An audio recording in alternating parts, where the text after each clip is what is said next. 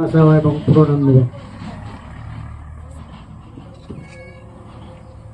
আমি বলার অনেক কিছু আছে, কিন্তু এতটা বলতে হয়তো পারবো না, হয়তো বলতে গিয়ে হয়তো ভুল হয়ে যাবে। যতটুকু বলবো যে আজ এতজন যে উপস্থিত হয়েছে আজকে, তো আমার এই ডাকে যে উপস্থিত হয়েছে তা দেখে আজ ভালো লাগছে। কিন্তু একটাই দুঃখের বিষয়, আজ স্বদেশ কাকু আমাদের মাঝে নেই, যে আমাকে আমার বাড়িতে দেখতে যেতে চেয়েছিল। আজ দেখেন পরিস্থিতির পরিহাস কেমন, যে কি আজকে তারই বাড়িতে আমাকে আসতে হয়েছে এবং সে আজকে আমাদের মাঝে নেই।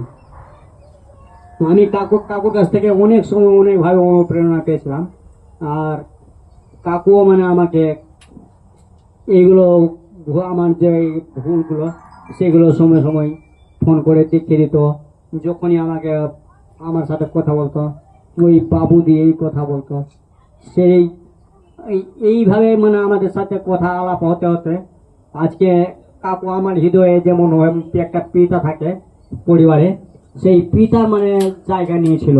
এই আমাদের যে সাহিত্য জগৎ, সাহিত্য পরিবার, সেই সাহিত্য পরিবারের মনে হয়েছিল যে কি সেই কাকুটা আমার পরিবারের, আমার পিতা।